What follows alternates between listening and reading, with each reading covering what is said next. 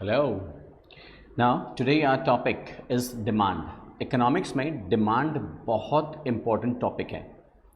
चाहे आप कोई भी लेवल में माइक्रो इकोनॉमिक्स पढ़ रहे हो, डिमांड आपको हमेशा पढ़ना पड़ेगा एंड इस टॉपिक का कॉन्सेप्ट्स क्लियर होना बहुत ज़रूरी है। और आज के इस वीडियो में हम लोग डिमांड एंड उससे रिलेटेड कई सारे कॉन्सेप्ट्स क्लियर करेंगे। एक वीडियो में सब कुछ कंप्लीट नहीं हो सकता है, सो अपकमिंग वीडियोज़ के लिए भी वेट कीजिएगा, बिकॉज डिमांड बहुत इंपॉर्टेंट टॉपिक है अपना। Now what is demand economics में? कॉमन सेंस में हम लोग डिमांड किसको बोलते हैं? कॉमन भाषा में आपकी कोई भी चीज़ की डिज़ायर होती है ना, कोई भी चीज़ की इच्छा कि हमको ये चाहिए, अपने उसको डिमांड बोल देते हैं। बट इकोनॉमिक्स में डिमांड होने के लिए खाली डिज़ायर कि कोई चीज़ की इच्छा है, हमको ये चाहिए, हमको ये पाना है, खाली वो डिमांड नहीं होता है। इकोनॉमिक्स में डिमांड होने के लिए डिज़ायर के साथ साथ परचेजिंग पावर आपके पास में होना चाहिए एंड उसके साथ आपके पास होना चाहिए एक चीज और, willingness to pay the price. Willingness to pay, ये तीनों कंपोनेंट जब साथ में मिलते हैं then only that is called demand. कि डिजायर तो है लेकिन परचेजिंग पावर अगर नहीं है, मतलब पे करने की एबिलिटी अगर नहीं है, तो डिमांड नहीं हो सकता है। एक कॉमन सेंस में डिमांड हो सकता है, बट इकोनॉमिक्स की भाषा में डिमांड होने के लिए आपके पास परचेजिंग पावर होना चाहिए। सपोज एयरपोर्ट के बाहर एक भिखारी बहुत सालों से भीख मांगता है, उसकी बहुत इच्छा है कि वो यहाँ एयरपोर्ट से फ्लाइट लेकर के यूएस जाए एंड वहाँ बैठ के डॉलर्स में भीख मांगे, बट वो सिर्फ एक उसकी डिज़ायर है।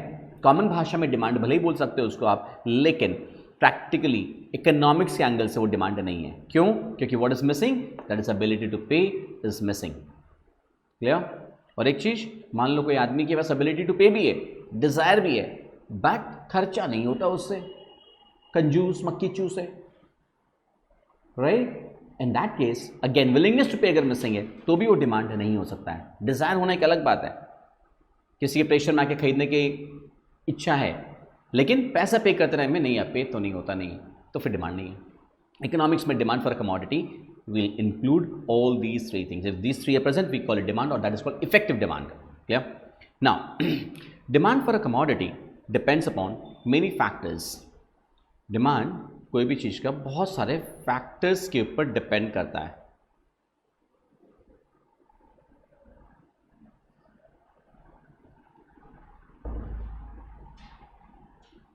Factors determining demand. Factors determining demand बोलने का मतलब क्या है? कि डिमांड कम होगा या बेसी होगा, डिमांड बढ़ेगा या घटेगा, किन बातों पे डिपेंड करता है। And this is very important topic. आप चाहे सब्जेक्टिव एग्जाम में बैठते हैं, चाहे आप एमसीक्यू से बैठते हैं, भले आप ग्रेजुएशन में हैं, आप सीए में हैं, आप क्लास 11 में हैं, क्लास 12 में, डिमांड जहां भी है, ये क्लास, ये वीडियो बहुत इंपॉर्टेंट है। इसको अगर आप ढंग से समझ लेना, ट्रस्ट मी, इकोनॉमिक्स से प्यार हो जाएगा आपको। And remember, day to day life से रिलेटेड है। इस वीडियो को देखते वक्त आप एकदम प्रैक्टिकल होकर सोचिएगा।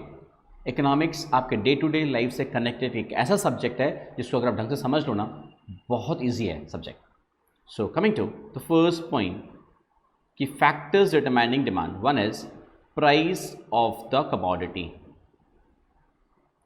यार कमोडिटी के प्राइस पे डिपेंड करता है, मतलब आप जिस चीज़ की डिमांड की बात कर रहे हैं,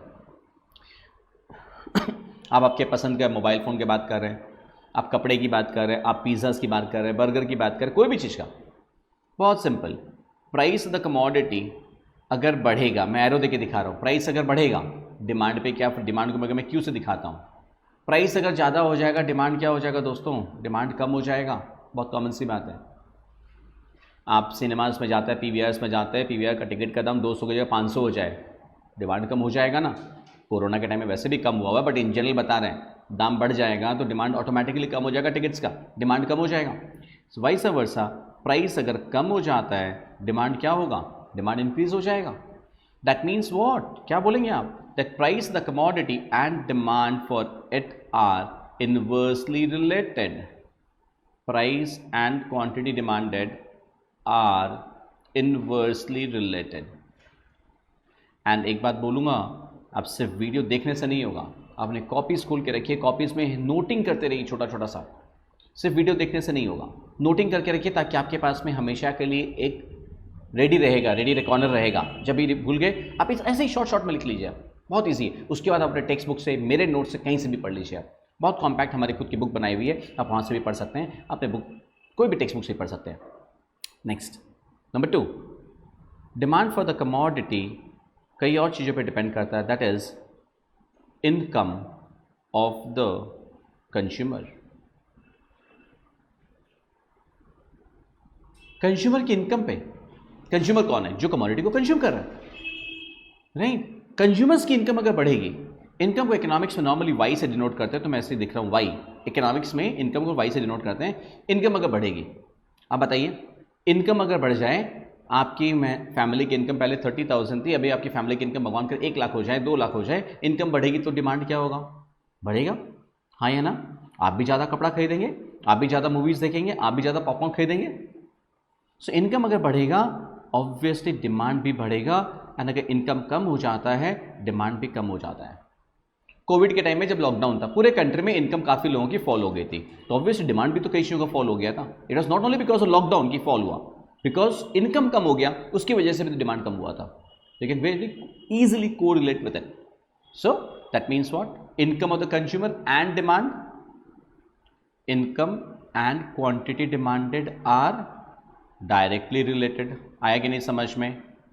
दे are directly related. Coming to, इस तरह से शॉर्ट शॉर्ट में लिखना है, बिकॉज आपको ये ना एमसीक्यू सॉल्व करने में बहुत जबरदस्त तरीके से काम आएगा, आपको दिखाएंगे। नेक्स्ट, एक और पॉइंट है आपका, prices of related goods.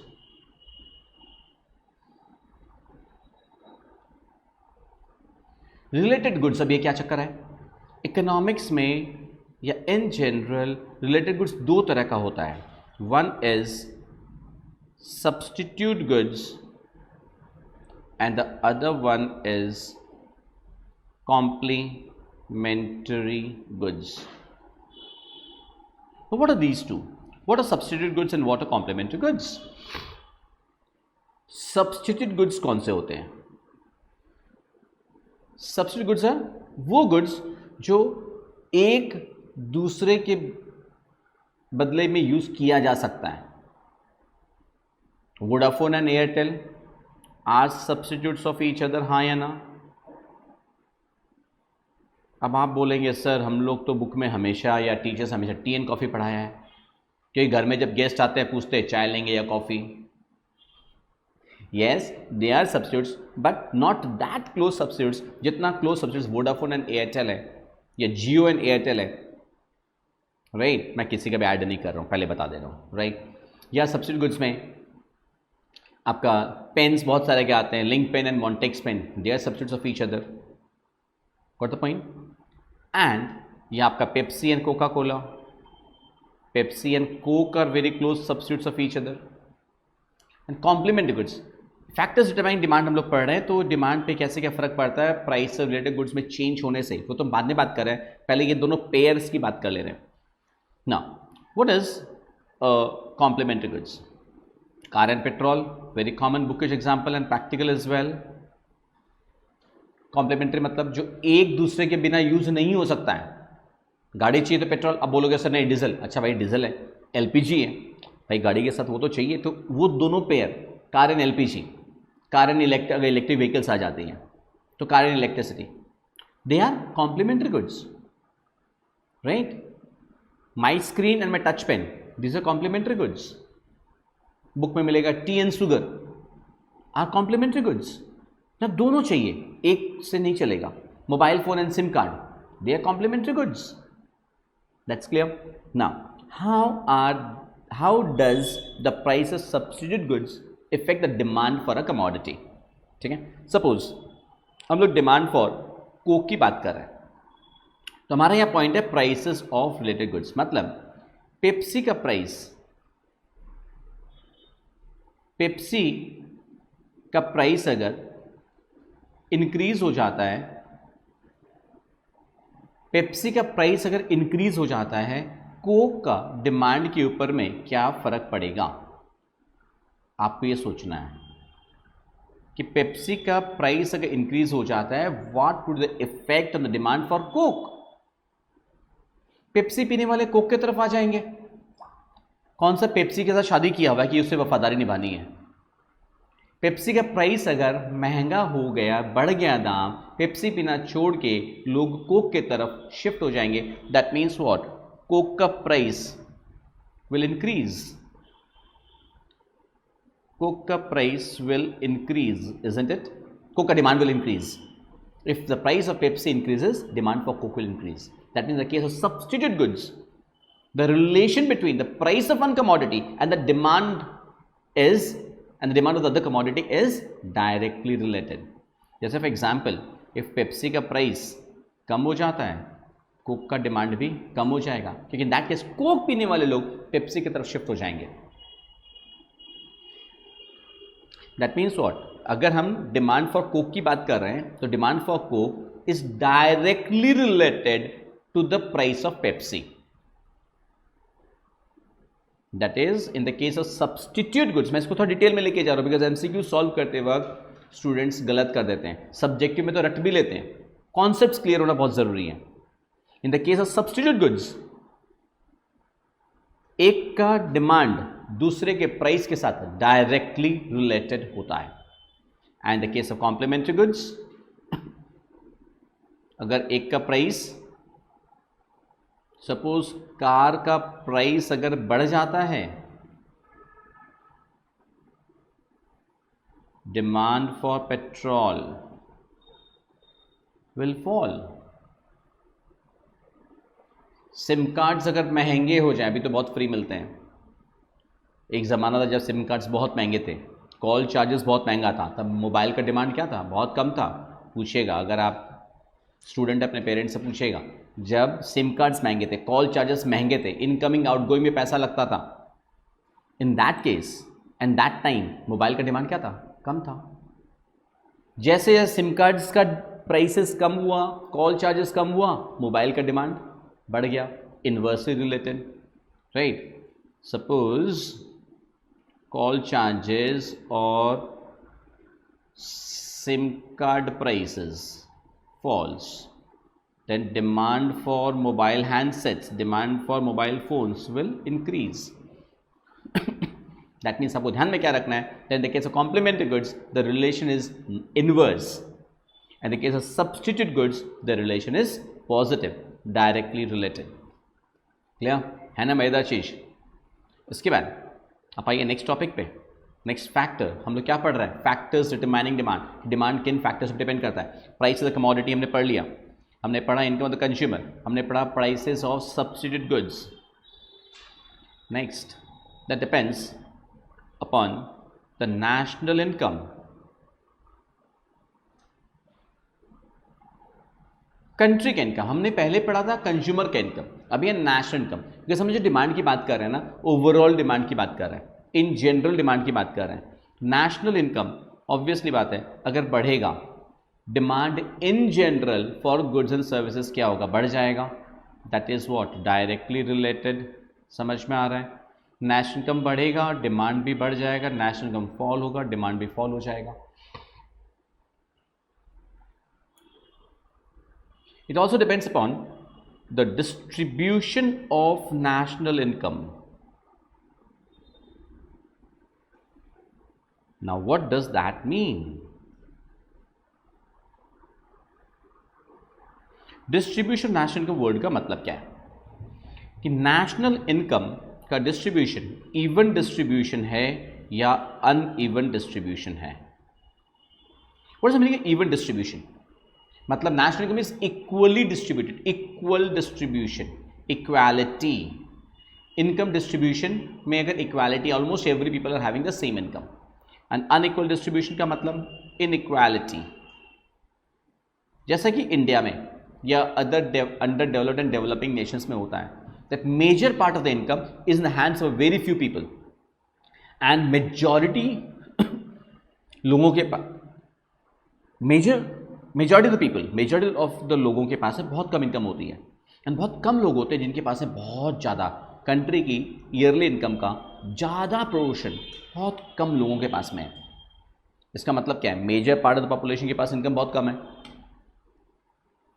In that case, demand in general for goods and services will definitely be low. Quantity demanded क्या रहेगा बॉस? कम रहेगा, क्योंकि ज़्यादातर लोगों के पास में तो इनकम ज़्यादा है ही नहीं, तो बेचारे डिमांड कहाँ से करेंगे? और जो कुछ लोग हैं जिनके पास में बहुत ज़्यादा इनकम है, उनकी इनकम तो उनके बैंक बैलेंस में पड़ी है, उनके तिजोरी में बंद पड़ी है, कितना खर्चा करेंगे? लग्जरी गुड्स का डिमांड थोड़ा सा भले बढ़ जाएगा, but in general goods and service का डिमांड कम रहेगा इन the case of uneven distribution. वही अगर गवर्नमेंट कुछ पॉलिसीज लाए, टैक्सेशन पॉलिसीज वगैरह के थ्रू गवर्नमेंट इनकम डिस्ट्रीब्यूशन को इक्वल कर देने की कोशिश करे, इन दैट केस क्वांटिटी डिमांडेड क्या होगा? ज़्यादा होगा।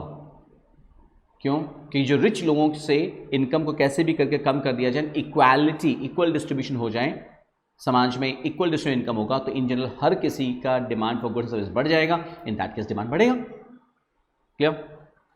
Next point, it also depends upon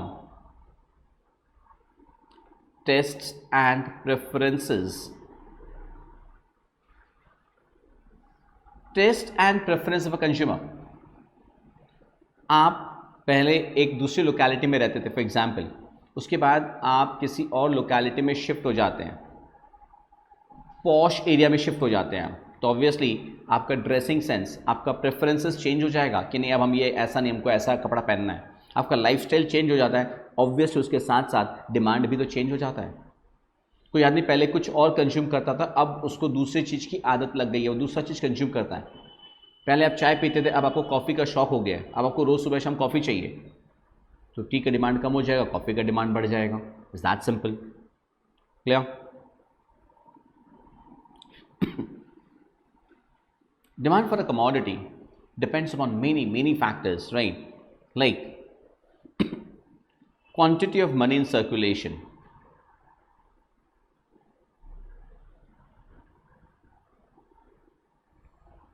quantity of money in circulation। दो, ये थोड़ा सा मैक्रो इकोनॉमिक्स का पार्ट होता है, बट इन जनरल शायद आपको आइडिया होगी दैट हमारे देश में जो पैसा सर्कुलेट कर रहा है वो भी कम बेसी होता है थ्रू गवर्नमेंट पॉलिसीज। एक छोटा एग्जांपल है, शायद आपको खुद को पता होगा। आज से 30 साल पहले आपके दादाजी दादी लोग के टाइम में देश में जो पैसा रोटेट कर रहा था वो obviously, I hope you will understand, आप एक्सेप्ट करोगे, बहुत कम था, और आज की डेट में मनी जो सर्कुलेशन में बहुत ज़्यादा है। अगर ऐसे नहीं समझ में आ रहा है तो 8 नवंबर 2016 जिस दिन मोदी जी ने आके टीवी पे रात को 8 बजे मित्रों, याद आया? तो 8 नवंबर 2016 के बाद में इंडिया में क्वांटिटी मनी इन सर्कुलेशन क्या हुआ था? कम हो गया था ना, क्योंकि 500 और 1000 के नोट्स बैंड हो गए थे, तो क्वांटिटी मनी जो देश में सर्कुलेट करता था वो काफ़ी कम हो गया था। तो ये बताइए ना, उस फेज में अगर आपको याद आ रहा है, नहीं तो वीडियो पॉज के पेरेंट्स से पूछिए, demand in general for goods and services क्या हुआ था यार? बहुत कम हो गया था, डिमांड हैड फॉलन। तो क्वांटिटी मनी इन सर्कुलेशन अगर बढ़ेगा, डिमांड भी बढ़ेगा। आज से 30 साल पहले जो मैं बताया था कि दादाजी दादी लोग के टाइम में demand in general goods and services इतना ज़्यादा था क्या? पता कीजिए, नहीं था, क्योंकि पैसा ही कम था देश में। अब आज की डेट में पैसा ज़्यादा है, हर हाउस होल्ड का इनकम कई गुना बढ़ गया है। पहले उस ज़माने में हर हाउस होल्ड में मान अगर 10,000 रुपये कमाते थे किसी हाउस होल्ड में, आज उसी हाउस होल्ड में शायद 50 से 1 लाख रुपये कमा रहे हैं। तो क्वांटिटी मनी सर्कुलेशन बढ़ेगा तो डिमांड बढ़ेगा, कम हो जाएगा तो डिमांड भी कम हो जाएगा। Clear? Next, discovery of cheap substitutes. बहुत सारे पॉइंट्स मिलेंगे, मैं कुछ पॉइंट्स डिस्कस कर दे रहा हूं। Discovery of cheap substitutes. मैं नेचुरलिस्ट नहीं हूं, बट फिर एग्जाम्पल के लिए बता रहा हूं। I am though obviously I am patriotic person, but still China, Chinese products are obviously of cheap quality in general, जो इंडिया में ऑफलोड किया जाता है। चाइनीज लाइट्स आने के बाद, दिवाली वाली चाइनीज लाइट्स आने के बाद, चाइनीज टॉयज आने के बाद, क्वालिटी टॉयज का या क्वालिटी लाइट्स का डिमांड कम हुआ है कि नहीं? आप कुछ चेक कर लीजिए, अपने लाइफस्टाइल देखिए, आसपास के लोगों को देखिए, मार्केट में जाके देखिए क्या होता है, ऑब्वियसली कम हो गया। तो चीप सब्सटीट्यूट जब मार्केट में आ जाएगा तो जो मेन कमोडिटी है उसका डिमांड ऑब्वियसली फॉल हो जाएगा। That is discovery of cheap substitutes. Factors determine demand में अपना एक और पॉइंट आता है, दैट इज पॉपुलेशन। पॉपुलेशन कैसे डिटरमाइन करता है डिमांड को? सिंपल, जिस कंट्री में पॉपुलेशन ज़्यादा होगा, कंट्री में अगर पॉपुलेशन ज़्यादा होगा तो डिमांड भी ज़्यादा होगा in general for goods and services, और पॉपुलेशन कम होगा तो डिमांड भी कम होगा। पॉपुलेशन के साथ साथ एक और पॉइंट होता है composition of population. Composition of population, now what does that mean? Composition of population का मतलब होता है कि पॉपुलेशन में out of the total population कितने मेल हैं, कितने फीमेल हैं, या फिर कितना परसेंटेज किड्स है, कितना परसेंटेज एडल्ट पॉपुलेशन है, या कितना परसेंटेज ओल्ड एज पॉपुलेशन है। आप बोले इसका डिमांड पे कैसे फर्क पड़ता है? पॉसिबल, एक कंट्री जिसमें मान लो एजेड लोगों का पॉपुलेशन ज़्यादा है, say as of now like in China, China में एजेड लोग ज़्यादा हैं, आप गूगल करके चेक करो, तो ऑब्वियस इन दैट केस उस कंट्री में, या बिजनेस के एंगल से उस कंट्री में उन कंपनीज के प्रोडक्ट का डिमांड ज़्यादा होगा जो एजेड लोगों के लायक सामान बनाती है। False teeth, walking sticks, adult diapers. जिस कंट्री में यंगस्टर्स का पॉपुलेशन ज़्यादा, यंग पॉपुलेशन, जैसे इंडिया, इंडिया में यंगस्टर्स की पॉपुलेशन बहुत ज़्यादा है, तो यंगस्टर्स के लायक जो सामान है उनका डिमांड इंडिया में ज़्यादा है। किसी कंट्री में जिसमें किड्स का परसेंटेज ज़्यादा है तो वहाँ किड्स के लायक सामान का डिमांड ज़्यादा होगा। I hope understand the point, composition of population. Clear? Demand function, पहले हमने डिमांड का डेफिनेशन किया इन जनरल, बुकिश डेफिनेशन नहीं कराया हूँ, फिर हमने किया factors determining demand. Now the third topic is demand function. What is the demand function? Demand is a function of many variables. अभी हमने देखा फैक्टर्स डिटरमाइनिंग डिमांड में कि डिमांड बहुत सारे फैक्टर्स पे डिपेंड करता है। Demand is a function of many variables. कैसे? कि demand depends on price, income the consumer, price of related goods, taste and preferences, national income, बहुत से पॉइंट्स हैं। तो डिमांड इज सो मैथमेटिकली ऐसे रिप्रेजेंट किया जाता है, demand is a function of price, prices of related goods, income of the consumer, taste and preferences, and so on. That is called demand function. The demand is a function of many variables. इसमें से अगर price of related goods, taste and preferences, income, इन सबको अगर मान लिया जाए that is a constant, economics में बहुत कुछ मानना पड़ता है, एज्यूम करना पड़ता है इकोनॉमिक्स के लॉज में। If these are constant, if all factors other than price are constant, in that case demand will be a function of price. And क्या function? Demand will inversely vary with the price, isn't it? अगर all other factors are constant, तब जाकर के ये proof होगा कि price and demand are inversely related. बात समझ में आ रहा है क्या बोल रहा हूं?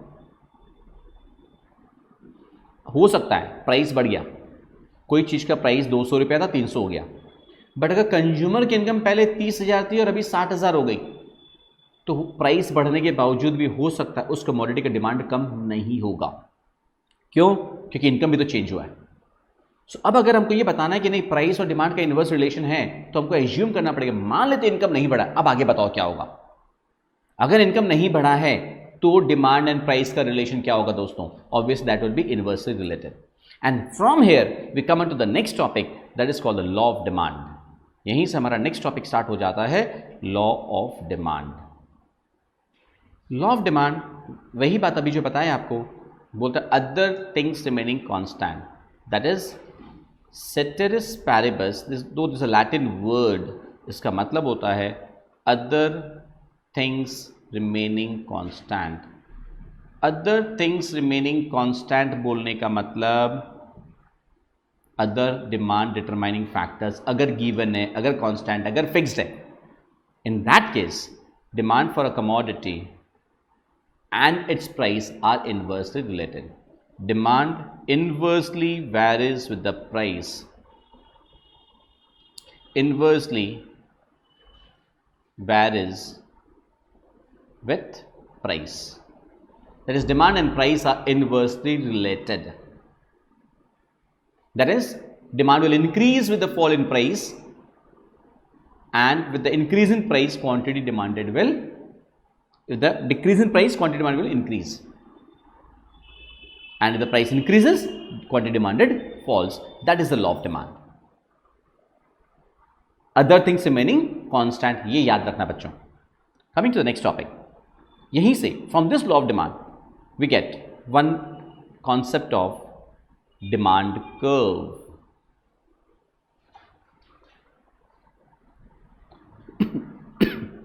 Excuse me. Demand curve. Now what is demand curve? Dear, economics na is all about curves. You have to draw a lot of curves, and subjective answers में जितना अच्छे से आप curves draw करके explain करते हो, हर आंसर को आप substantiate करते हो, उतना ही ज़्यादा अच्छा मार्क्स मिलता है आपको. Remember. Clear? Now what is demand curve? Scale pencil से ड्रॉ कीजिएगा प्लीज. क्लियर?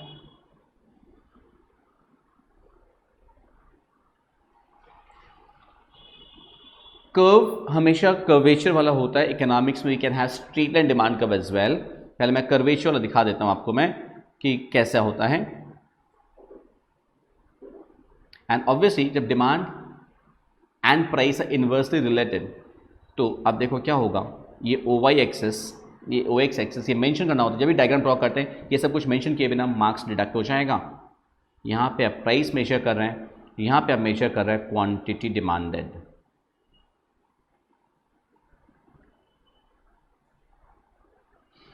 क्लियर? कर्वेचर इस तरह से, नॉट दिस डिमांड कर्व. कि क्या शो कर रहा है देखिए, inverse relation. It's a downward sloping curve. Inverse relation कैसे कि प्राइस पहले इतना था,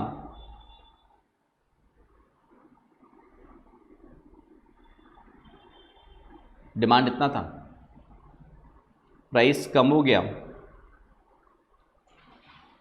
डिमांड बढ़ गया. आपको कर्व्स ड्रॉ करना है, स्केल पेंसिल यूज करके ड्रॉ करना है, एंड सब कुछ लिखना है. Right? So this demand curve is downward sloping,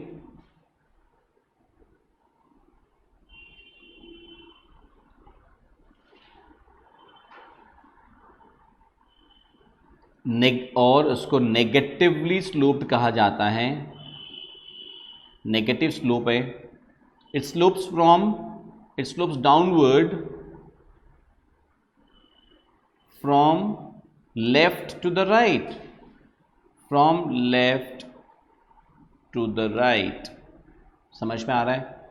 ये हो गया, हमने कर्व वाला बनाया. स्ट्रेट लाइन डिमांड कर्व भी ड्रॉ कर सकते हैं आप. स्ट्रेट लाइन डिमांड कर्व कैसा ड्रॉ होता है? बहुत सिंपल.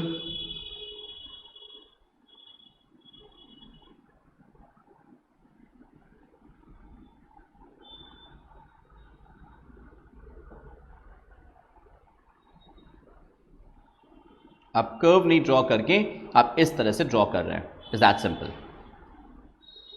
राइट?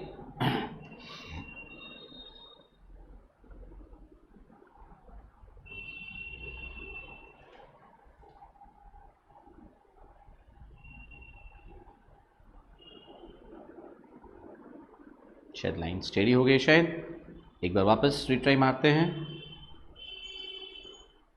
इस तरह से आपको स्केल पेंसिल यूज करके कर्व्स ड्रॉ करना होगा. ये था कर्व और ये है straight line demand curve. Clear? I think this line is again not straight.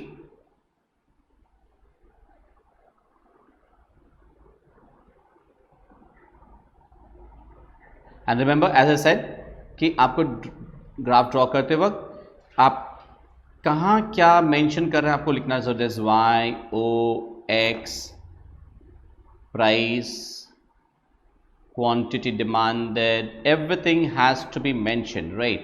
Now explain करते वक्त आपको ये भी मेंशन करना पड़ेगा that is OP price, OQ quantity, price falls down to OP one, demand increases to OQ one, you have to mention all this. So this is demand curve. Law of demand हमने पढ़ लिया. Ceteris paribus, other things remaining constant, तब जाकर के ये होगा. Now this is demand curve. इसी demand curve के फंडा को अगर हम लोग on a schedule in a table पे अगर प्रेजेंट करते हैं in a tabular way, then we get demand schedule. The next topic for today that is demand schedule. What is demand schedule? What did I say? It's a tabular presentation. Graph होता है जब आप उसको graph paper में present कर, curve graph paper में present करते हैं. Now this is a tabular presentation. बहुत simple. This is the last topic for today. Next day हम लोग अगेन नया टॉपिक से स्टार्ट करेंगे. Quantity and demand. Quantity in units, sorry it's price in units, right.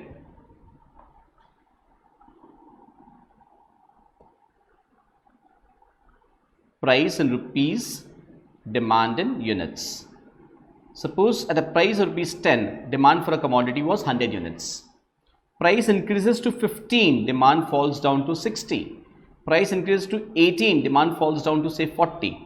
इस चीज को जब आप एक टेबल के फॉर्म में प्रेजेंट कर रहे हैं, that is nothing but a demand schedule. Exceptions to the law of demand, अपना next topic. Law of demand कभी कभी ऑपरेट नहीं करता है, मतलब लॉ ऑफ डिमांड के अगेंस्ट में चीजें काम करती है. कई बार ऐसा होता है कि लॉ ऑफ डिमांड के अगेंस्ट में, मतलब प्राइस बढ़ा डिमांड भी बढ़ गया, प्राइस कम डिमांड भी कम, मतलब रिवर्स डायरेक्शन में काम कर रहा है, उल्टा डायरेक्शन में काम कर रहा है. And hence that is called exceptions to the law of demand.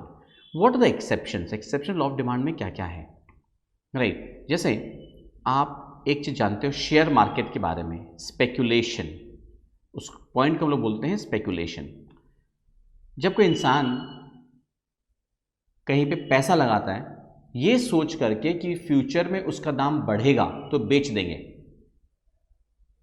तो ऐसे केसेस में like in shares, commodity market में जिन शेयर्स का, जिस कमोडिटीज का प्राइसेस बढ़ते रहता है ना, लोग उसमें ज़्यादा पैसा लगाते हैं, मतलब उन शेयर्स को ज़्यादा खरीदते हैं. That means what? Higher the price, higher the demand, and hence that becomes an exception to the law of demand. एक बात और, एक्सेप्शन कैसे पता है डिमांड कर्व कैसा होगा? एक्सेप्शन केस में डिमांड कर्व ऐसा होगा, means positively sloped. This your demand curve, here this a price, here this demand, right. It will be a positively sloped demand curve.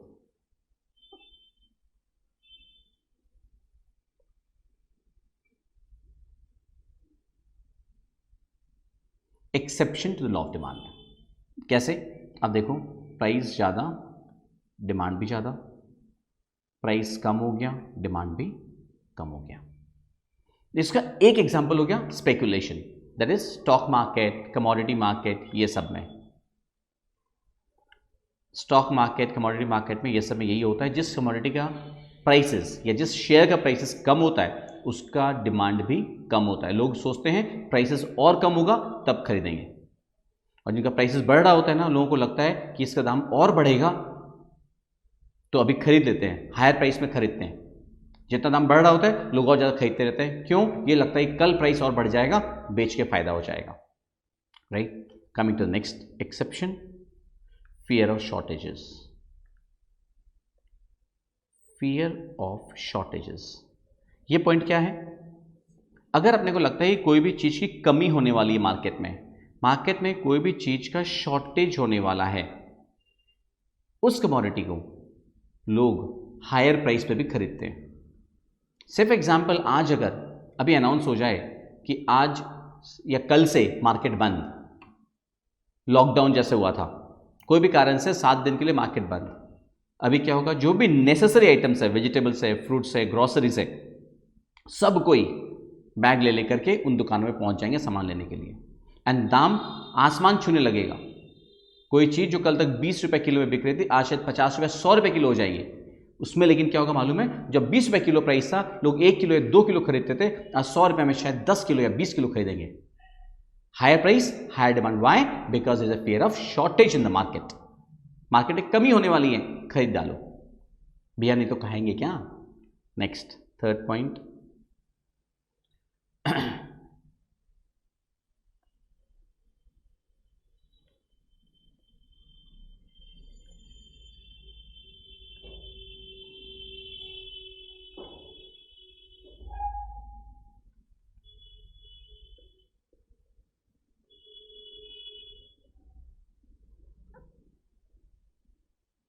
ignorance on the part of consumer about quality.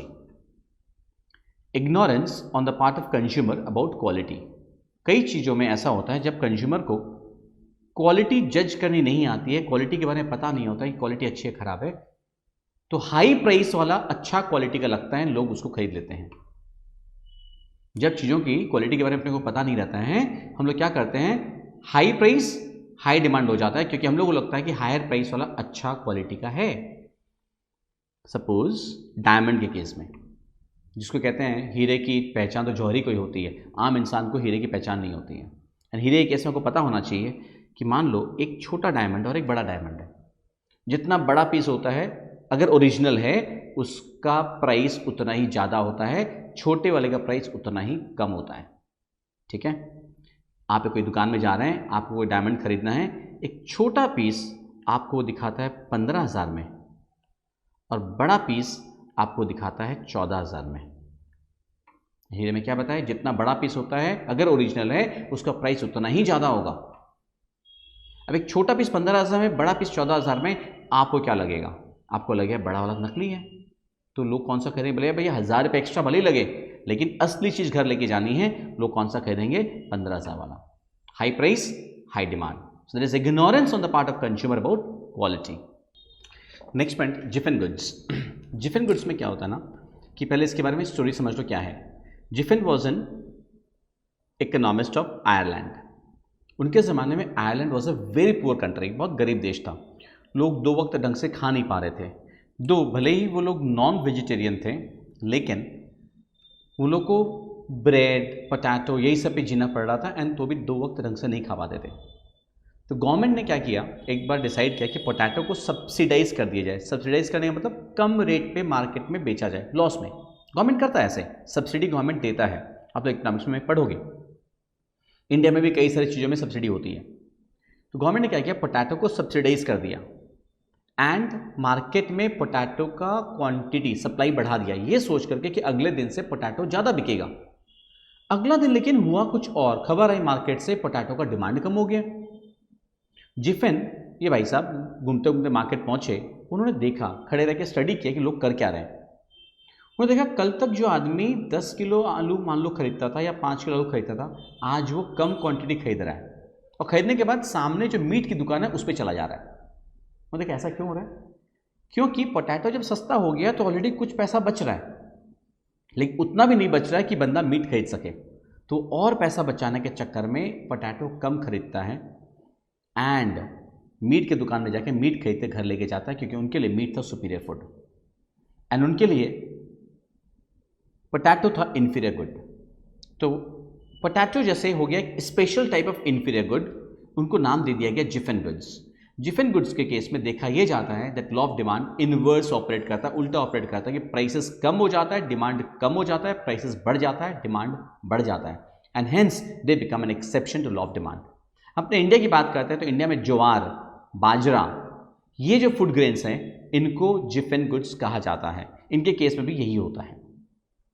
Next एक exception आता है, depression part of trade cycle. Depression part of trade cycle, इसमें क्या होता है, trade cycle अगर आपने पढ़ा होगा, इस तरह का साइक्लिकल मूवमेंट होता है जो कि हर कंट्री में हर बिजनेस में होता है। बिजनेस में कैसे, ये क्या है, सबसे ऊपर वाला पार्ट को बोला जाता है बूम पीरियड, जब सब कुछ बम बम चल रहा है, जब प्रोडक्शन भी बहुत हाई है, लोगों के पास इनकम भी बहुत ज़्यादा है, डिमांड भी बहुत ज़्यादा है, सब कुछ अच्छा चल रहा है। अचानक से इकोनॉमी में कुछ गड़बड़ होती है, कोई स्कैम आता है, कोई सरकार उलट जाती है, कुछ भी घपला होता है, जिसके चलते रिसेशन का दौर आना शुरू हो जाता है और रिसेशन के बाद आता है सबसे खराब phase which is called depression. Recession वाले फेज में क्या होता है, एक्टिविटी स्लो होने लग जाती है, लोगों के पास में इनकम कम होने लग जाती है, इसलिए डिमांड कम होता है, डिमांड कम होता है तो प्रोडक्शन कम होता है, प्रोडक्शन कम होता है तो अनएम्प्लॉयमेंट होता है, फिर इनकम कम होती है। इस तरह से करते करते सबसे गंदा फेज आ जाता है depression part of trade cycle, जब सब कुछ बहुत ग्लूमी है, निराशावादिता है, लोग डिमांड बहुत कम करेंगे, नहीं भैया समय बुरा है, पैसा बचा के रखना है, तो डिमांड कम है तो प्रोडक्शन कम होता है, प्रोडक्शन कम होगा तो अनएम्प्लॉयमेंट है, लोगों का इनकम कम है। उस फेज में प्राइसेस बहुत कम हो जाते हैं, फिर भी डिमांड बहुत कम रहती है। प्राइसेस कम है फिर भी लोग सोच सोच के गुड्स खरीदते हैं कि नहीं भैया समय बुरा है, पैसा बचा के चलना है। तो depression part of trade cycle में भी exception to the law of demand हो रहा है कि प्राइसेस कम, डिमांड भी कम। So these are the exceptions to the law of demand. Clear? So आज के इस वीडियो में हम लोगों ने क्या क्या चीज पढ़ा, एक बार फटाफट रिकैप कर लिया जाए। हमने ये पढ़ा कि डिमांड क्या होता है, हमने देखा फैक्टर्स डिटरमाइनिंग डिमांड क्या क्या है,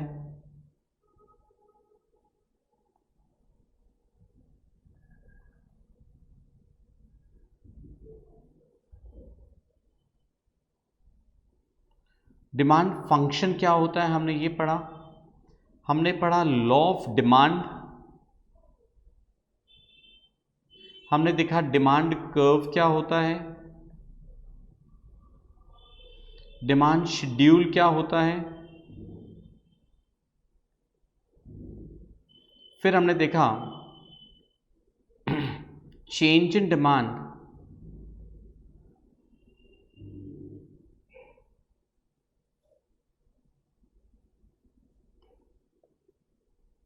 and change in quantity demanded क्या होता है, फिर हमने क्या देखा exceptions to the law of demand, exceptions to the law of demand. Demand का एक बेसिक पोर्शन अपना कंप्लीट, इसके बाद आता है elasticity of demand. So stay tune to the next video. अगर वीडियो आपको अच्छा लगता है अपने फ्रेंड्स को भी रिकमेंड कीजिए, उनको भी बोलिए चैनल को सब्सक्राइब करेंगे and do press the like button. Thank you. Yes Gautam sir signing off.